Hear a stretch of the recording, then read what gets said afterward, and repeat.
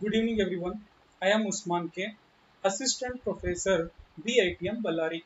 First, I welcome you all to my 10th video lecture on Model 4. So, in the previous video lecture, we discussed two different types of visible surface detection algorithms. The algorithms are like this. First, we discussed about backface detection algorithm. That algorithm will determines which is the backface of the given object, and it also determines which are the faces of the object which is visible to the observer, and whichever the objects are not visible to the observer, backface detection algorithm will remove those pixels which is not visible to the observer, and whichever the part of the object and whichever the pixels that is visible to the observer, only those pixel information is displayed on the screen of the monitor.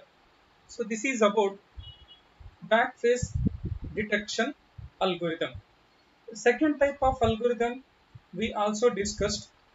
The name of the second type of algorithm is called depth buffer visible surface method, or Z buffer visible surface detection algorithm. So this Z buffer algorithm will use us image based approach, and it will compare pixel by pixel for every surface of the given object.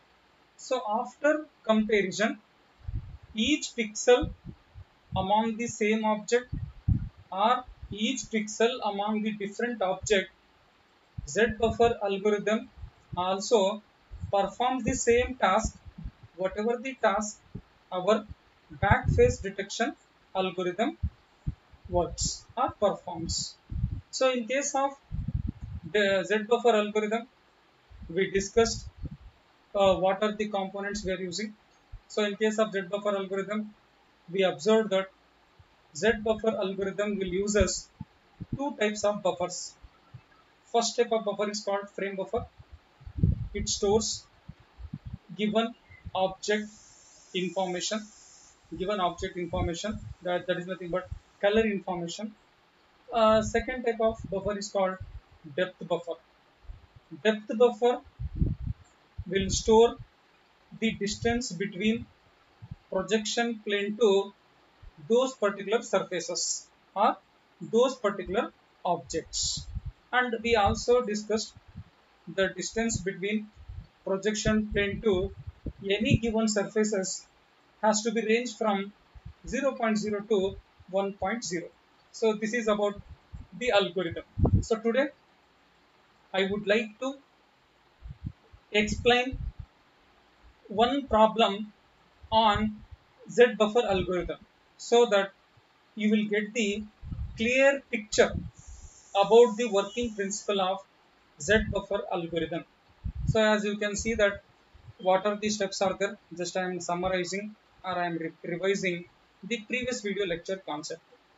So in case of Z buffer algorithm, first we need to initialize default values in frame buffer as well as in depth buffer. So in case of depth buffer, we need to store the maximum value of the far clipping plane value, that is 1.0. Means in depth buffer, whatever the pixels are there, for every pixel we need to assign our back clipping plane distance from the projection plane called 1.0. Similarly, we need to store given background color information in every pixel in a given frame buffer, means in a given frame buffer, for every pixel initially we are assigning the background color. This is the first step. So when we are using Z buffer algorithm, we need to render only one surface at a time, Either it can be one surface of the one given polygon or more than one surfaces of the different object. So this algorithm will access only one surface or only one polygon at a time. So after selecting one particular surface for the processing, we need to perform comparison. We need to compare the depth of the current pixel with respect to the current surface and the previous surface distances.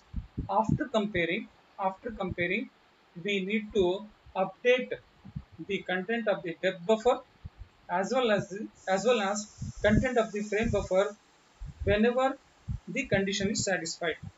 So what is the condition here means, if the distance between the projection plane to already processed surface, if it is greater than, or I will repeat, assume that we are processing one polygon or one object. If the distance between the projection plane to the whatever the surface we are processing, if the distance is less than already or previously processed surface distance, then we need to update new distances in the depth buffer for that particular pixel, and for that particular pixel whatever the color is there, that color information has to be updated in the frame buffer with respect to that pixel. So I written here clearly, update depth buffer to the new z value and frame buffer to the corresponding color. And we need to repeat step 2 and 3. I written wrong here. We need to repeat step 2 and 3 for the remaining surfaces. And finally, after processing all the surfaces, finally frame buffer contains pixel information which is visible to the observer. Depth buffer contains the smallest distance between the observer to those particular objects or those particular pixels. So finally, our graphics processor will retrieve this information from the frame buffer and from the depth buffer.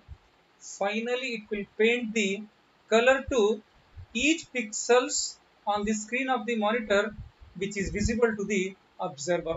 So this is the working principle of Z buffer algorithm. So today I would like to explain one simple problem on Z buffer algorithm. So consider a problem statement. So I given one problem statement. Consider a triangle. Half its three vertices are A of 1, 1, B of 7, 1, C of 4, 4. So this is the one triangle is given. This is the one surface. Second surface or second object is given, that is called square. And that square having four vertices like C1, 1, B7, 1, E7, 7, F1, 7. So these are the two objects are given. These are the two object positions are given. And distance between the view plane to triangle is also given. So the distance between the projection plane to triangle is 0.1. Assume it is a Z1. Similarly, Z2 value is also given 0.2. That is distance between view plane to second object is 0.2. So now we need to use Z buffer algorithm. Find which are the surfaces of the given object are visible to the observer. So assume that in front of the observer there are two objects are present. First object from the observer to the triangle is 0.1. Second object from the observer to square is called 0.2. So please you see that I drawn diagram. How I drawn diagram means, in the problem statement I given resolution of the both the triangles, both the objects. Assume the resolution of triangle is 7 cross 5, as well as the resolution of the square is 7 cross 5. Means here total number of pixels either in a triangle or in a square is 35 pixels. 7 5s are 35. Means we have 7 columns. I written 7 columns. 1, 2, 3, 7 columns. That is 5 cross 7 it is actually. 5 cross 7, that is row into column. Resolution is 5 cross 7 it is. Right? 5 rows are there, 7 columns are there. You assume that the resolution is 5 rows and 7 columns. Totally 35 pixels are there. Among the 35 pixels, 7 pixel positions are given. Now, this is the problem statement. For this problem statement, I drawn the diagram. So now we need to take a resolution of the depth buffer should be equal to the resolution of the frame buffer. So the resolution of the frame buffers are 35 pixels. Hence, the depth buffer is also having the same resolution 35 pixels. So as you can see that the resolution is 7 cross 5 is given. So I written 5 cross 7, 7 cross 5. Okay, this is 5 cross 7. We have 5 rows. 1, 2, 3, 4, 5. 5 rows are there. 7 columns are there. I drawn 5 rows and 7 columns. And I written this is the depth buffer. So if you multiply total number of rows into total number of columns, you will get resolution is 35 pixels. So I drawn 35 pixels here. Now this is the resolution of the depth buffer, and the resolution of the depth buffer should be equal to the resolution of the frame buffer. So in the frame buffer also we have totally 35 pixels. So let us start using Z buffer algorithm to determine which are the pixels of both the given objects are visible to the observer. So as per Z buffer algorithm, step 1 says that assign far clipping plane distance as the default value for the every pixel in the depth buffer. So I written maximum distance from the projection plane to any given object is 1.0. So this is the distance between the view plane to last or far clipping plane distance. This is the 1.0 I written. So I am setting initial value for the depth buffer is 1.0. Similarly, initially we need to set background color for the frame buffer. So initially I am assuming my background color for every window is white color. So I written W. So W represent for every pixel in the frame buffer I assigned white color. So in the frame buffer there are 35 pixels are there. For each pixel I assign white color, and we know that frame buffer always stores image information that is visible to the observer. Now I completed first step. Step 2 says that render one surface at a time. So now I am accessing first surface for the processing. So before processing, I supposed to write what is the content of the depth buffer for the surface 1 and what is the content of the frame buffer for the surface 2. Right? Now resolution is 35 pixels for surface 1 also, and resolution of the frame buffer is also 35 pixels. Now if you see the surface 1, in the surface 1 it is clearly given it is a triangle. For the triangle, A of 1 1 is there, B of 7 1 is there. See that here. This is A of 1 1, 1, 2, 3, 4, 5, 6, 7. These are the columns. Rows are 1, 2, 3, 4, 5. I am assuming origin is here only. Origin is here, bottom left corner. Now, with respect to triangle, 1 comma 1 is there. So this is the first vertex, 1 comma 1. Second vertex is 7 comma 1. This is a 7 comma 1. This is a 7 comma 1. And this is 4 comma 4. Means between these pixels, I will get the one triangle. Now in the question, I clearly specified the distance between view plane to first surface is 0.1. So from in a triangle A of 1, 1, 2, 7, 1, 2, 4, comma 4, wherever triangle information is there, I stored depth from the visible projection plane to triangle is 0.1. So remaining is empty. I should write empty here, but I am substituting maximum value, that is nothing but 1.0.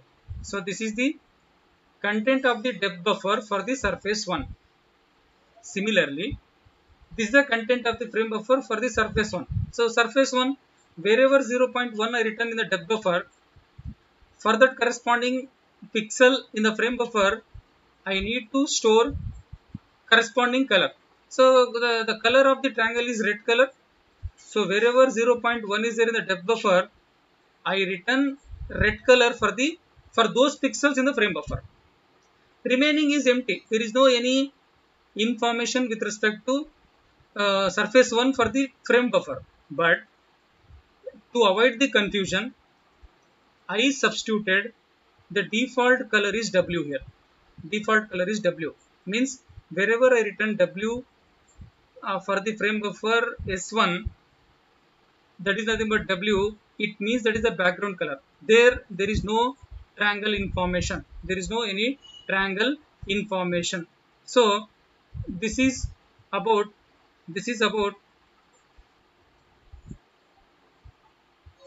So these are the content of surface S1. So with respect to surface S1, I written the corresponding depth buffer value and frame buffer value.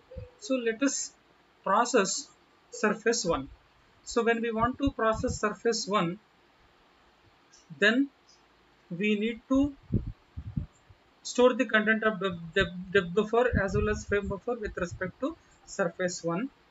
So in case of processing, I compared each pixels of the depth buffer with respect to surface 1 with respect to each pixels of the initial depth buffer value. So after comparing, if the distance, if it is a smaller distance is there with respect to S1, then I will update. Now you see that after processing surface S1, the output is, these are the content of the depth buffer and this is the content of the frame buffer. Now what I did means, you see that here, if you see this 4 comma 4, here also 4 comma 4. So in place of 4 comma 4, distance 1.0 is there. But with respect to 4 comma 4, with here 0.1 is there. So among 1.0 and 0.1, the smallest distance is 0.1. So I updated at the position 4 comma 4 in the depth buffer. I updated from 1.0 to 0.1. Similarly, wherever 0.1 is there, I written red color with respect to frame buffer. So this is the output of the depth buffer as well as frame buffer after processing surface S1. Similarly, I will start processing surface 2. But what is the initial value in depth buffer and frame buffer? I supposed to write it in a each pixel. So what I did, before performing process to the surface S1, I stored what is the distance between view plane to surface 2. So the distance between view plane to surface 2 is 0.2. So I stored z value 0.2 for each pixel in the depth buffer. Similarly, Wherever 0.2 is there, I stored that is nothing but blue color. That is nothing but blue color. So this is the initial value of depth buffer and frame buffer before processing surface S2. So after processing surface 2, what I need to do means, if I want to process surface 2, I need to compare each pixel of the depth buffer with respect to surface 2 to the output of the surface S1 depth buffer. So after comparing, let us compare only one pixel. So I assume that I want to compare pixel called 0.1 here. That is 1 comma 1. I will compare this 0.1 with 0.2. So 0.1 is less than 0.2. It means that 0.1 is already near to the observer. So 0.2 is far from the observer, or it cannot able to visible. I can say that only a pixel position 0.1, that is nothing but 1 comma 1. I will repeat, a pixel position 1 comma 1 in depth buffer, it is closer to the observer compared to 1 comma 1 0.2. So I will not update here 0.2 to 0.1 like this. Now after processing, after comparing content of the depth buffer with respect to S2 to content of the depth buffer after processing surface S1, finally we will get, this is the output. This is the final output after processing surface S2. Now you can see that wherever 0.2, 0.0.2 is there, so previously it was 1.0. So what I did means, 1.0 is the far clipping plane distance from the projection plane, but 0.2 is the second surface distance from the view plane. So second surface, it is near to the observer compared to the far clipping plane. So I replaced 1.0 to 0.2 in first row. Similarly, in the second row, only three values 0.2 is there. It is visible to the observer, but 0.1 it is nearest to the observer. Means surface S1 closer to the view observer or closer to the projection plane than the surface 2. So here I written 0.1. Now this is the final output. This is the final output. Now you see that if you compare both the table, wherever 0.2 is there, I written blue color. Wherever 0.1 is there, I written red color. Means wherever 0.1 is there, it is visible to the observer. It is visible to the observer with respect to surface S1. Wherever 0.2 is there, that 0.2 pixel position, it is visible to the observer and it is nearest to the observer like this. Now wherever 0.2 is there, I written blue color, pixel color, and wherever 0.1 is there, I written red color like this. Right? Now you see that. Now I said, after performing or after executing all the steps, finally we'll get two buffers. One is depth buffer content as well as frame buffer contents. Depth buffer contains the distance, the shortest distance between the projection plane to those particular object, and which is visible to the observer. And in the frame buffer, whichever the pixels are visible to the observer, only those pixels colors has to be stored in the frame buffer. So this is the final content of the frame buffer like this. Now assume that observer is viewing these two objects like this. When observer is viewing these two objects in this direction, part of the square is hidden, it is hidden from the triangle. Now you can see that this is the output of this particular problem statement. So in the wherever 0.1 is there, we are displaying triangle information. It is visible to the observer, but behind this triangle there is no pixels with respect to square, because behind this triangle whichever the pixels are there, it is not visible to the observer. Hence those pixels are called back end pixels or back face pixels. So this Z buffer algorithm removed those pixel information, and with respect to depth buffer, wherever 0.1 is there, that is nothing but this is the distance between observer to that particular triangle. So wherever 0.1 is there, here for that 0.1 in the depth buffer, corresponding red color is there. For that red color I drawn triangle. So I created this image by using 35 pixels. In those 35 pixels, few pixels are shared, or few pixels are shared between triangle and square.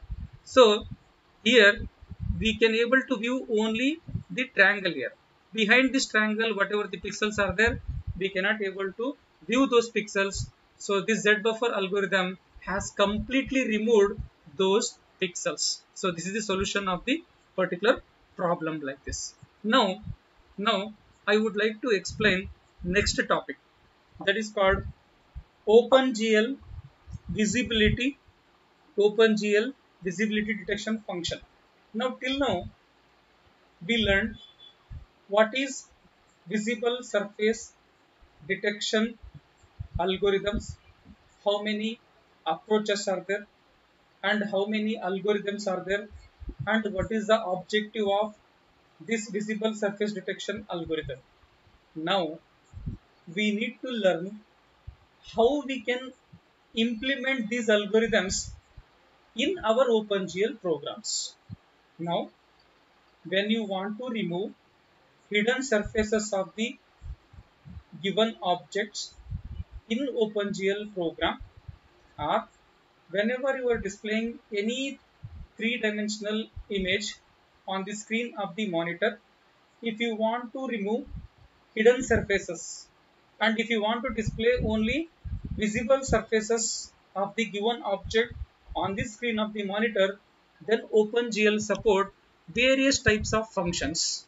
Now first let us see how to activate this visibility detection algorithms in our programs. So OpenGL support various types of visibility detection functions. So let us see one by one how we can use these types of algorithms to remove hidden surfaces of the given object. So topic name is called OpenGL visibility detection functions. Visibility detection functions. Now we want to use this visibility detection functions in our OpenGL program. So whenever you want to use this, first we need to activate these functions. So now you can see that here we need to implement two types of algorithm. First one is called backface detection algorithm. So when you want to activate or when you want to use backface detection algorithm, we are using OpenGL function called GL cullface function, or GL cullface or GL cullface function. GL cullface function, this is the one inbuilt function. This function will remove hidden surfaces of the given object in our OpenGL program. So whenever you want to call GL cullface function, first you need to activate our visibility surface detection algorithm. So how to activate means, again we have a one more inbuilt function, GL enable. So we are passing here symbolic constant called GL underscore cull underscore face. So GL cull face, this is the symbolic parameter, symbolic constant we are passing as the argument to GL enable. This function will activate backface detection algorithm. So after activating, we need to call GL cullface function by passing appropriate mode. So we have three types of modes. whenever you there are three types of modes are there. That is, you can remove back face of the polygon. There is a one type of mode. You can remove front face of the polygon also. That is second type of mode. Third mode is you can remove both front and back face of the polygon. Means nothing is displayed. If you remove front end of the polygon as well as back end of the polygon, nothing is displayed on the screen of the monitor. That is like that, right? So these are the three modes. And after using GL cull face back face detection algorithm or function, we need to disable that function. So we are using one more inbuilt function called GL disable cull face.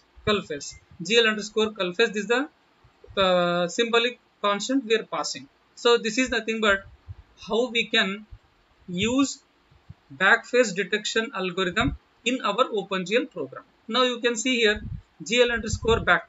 So this is nothing but mode. If this mode you specified, you are removing backface of the polygon. If you write GL underscore front, it removes front face of the polygon. GL underscore front and back, it eliminates all the surfaces in a given object. But if you are not passing any mode, assume that if you are not passing any mode, if it is empty, if you call only GL cull face by default, the mode of the backface detection algorithm is GL underscore back. What I am telling is, among these three mode, whichever the mode you are specifying, based on that mode, our OpenGL function will remove corresponding face of the given object. If you are not passing any mode, by default OpenGL will use the name of the mode is called GL underscore back. So always it will remove back face of the polygon whenever you are not specifying any mode. So this is about how to implement back face detection algorithm in our OpenGL program. Next type of algorithm is called depth buffer algorithm or Z buffer algorithm. So let us see how we can use Z buffer algorithms in our OpenGL program as a function. Means you can see that second type of function. First type of function is called GL cull face. GL cull face is a first type of function and is a first type of algorithm. That is called backface detection algorithm. Second type of algorithm is called Z buffer algorithm. Z buffer algorithm can be implemented using OpenGL depth buffer function.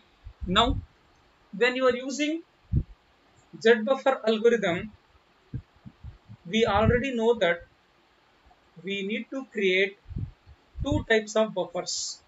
Those are frame buffer and depth buffer. So initially, in the frame buffer, we need to store background color. First, we need to create. After creating, you need to assign background color to each pixel of the frame buffer. So you see that how to create. Please you remember we need to create two buffers here. One is frame buffer, one more is depth buffer. Now let us start how we can use glet function to create the frame buffer. So we know that in almost all the lab programs we are using glet init display mode function. So this glet init display mode function will take three parameters. First parameter name is called glet underscore single. Second is called glet underscore RGB. Third is called glet underscore depth. We have a bitwise OR operator here. Bitwise OR operator between two symbolic constant here. Now this glet init display mode, we are calling this function to create two types of buffers. So glet underscore single, the functionality of this symbolic constant is it creates one frame buffer. Means here we are creating static image. When we are creating static image, we need a single frame buffer. When we are using animated images, when we are displaying animated images, we need multiple buffers. That is called glut underscore double. We need double buffering here. But I am assuming that I am displaying only static images. So to display the static images on the screen of the monitor, I am creating only one frame buffer. So glut underscore single, it creates the one frame buffer. Glut underscore RGB, we are assigning default color for every pixel in the frame buffer, that is the specified background color. So here glut underscore RGB. Glut underscore depth specifies, it creates, see that here, the single function will create two buffers. Glut underscore single creates frame buffer, glut underscore depth create depth buffer.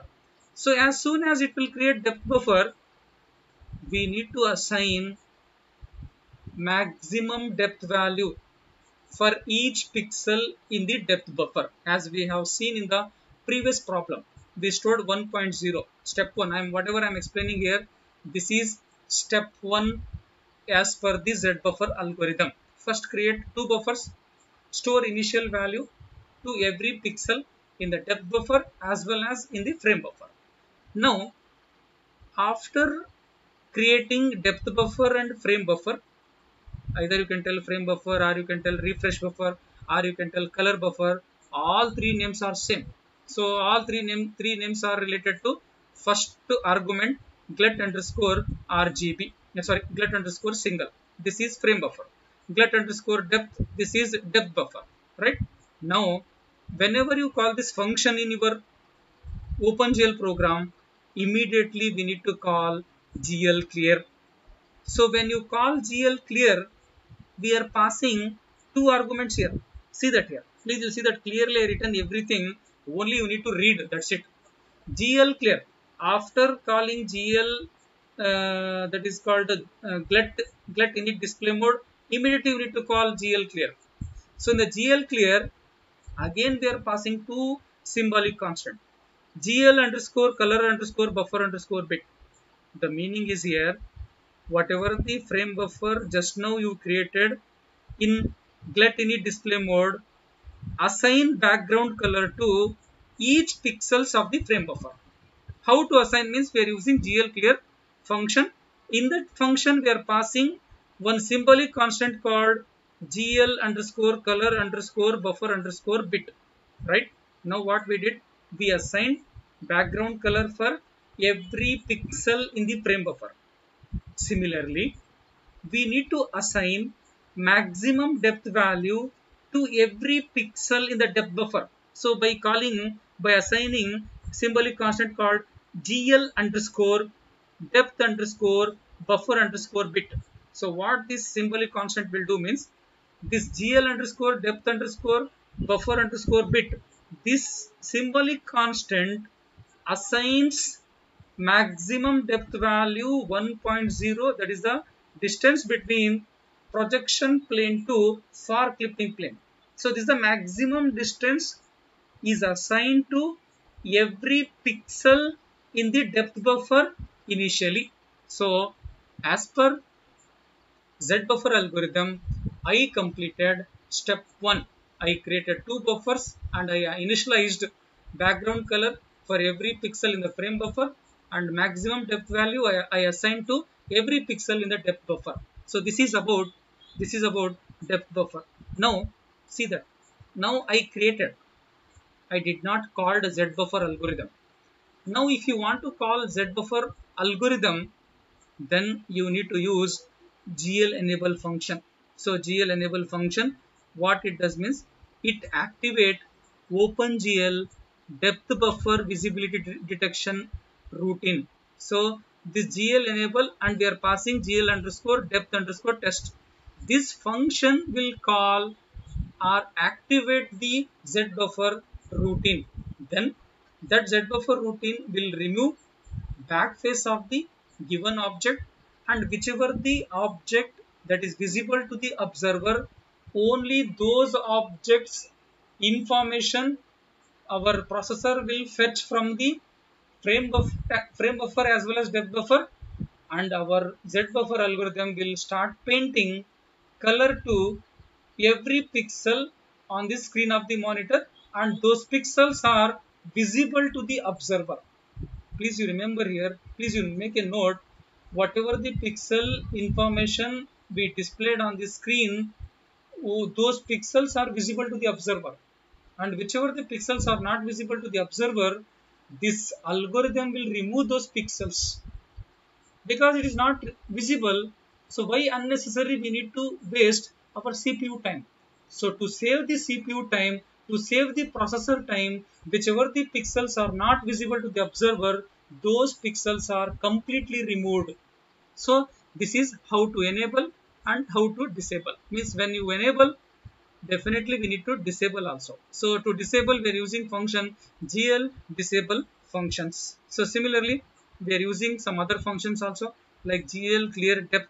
So you can set maximum depth value. By default, we are setting maximum depth value 1.0. Whatever the value, if you want to assign explicitly, then use gl clear depth. Whatever the depth value you want, you specify maximum depth value here. But if you are not specifying max depth value, by default, by default, our OpenGL will assign depth value for every pixel in the depth buffer is 1.0. So similarly, we have GL depth range. We know that what is the range of the depth. So the range between near clipping plane to far clipping plane. So we know that near clipping plane, the distance between the projection plane to near clipping plane is 0.0. That is a minimum range, and the distance between projection plane to far clipping plane is nothing but 1.0. So you need to remember one condition: your near clipping value or near clipping depth value, it should be always less than or equal to your far clipping plane value. Far clipping plane value. Thank you. Today I completed fourth model. I completed fourth model. Just quickly I will repeat. I will summarize what are the concepts I covered in the fourth model. So in the fourth model, we learned about three-dimensional viewing. We learned about projections. We learned about visible surface detection algorithms. So these are the three main concepts we learned in model 4. So I will repeat once again. First we learned what is three-dimensional viewing. Next we learned what are the coordinates or what are the parameters or what are the concepts are there in the three-dimensional viewing.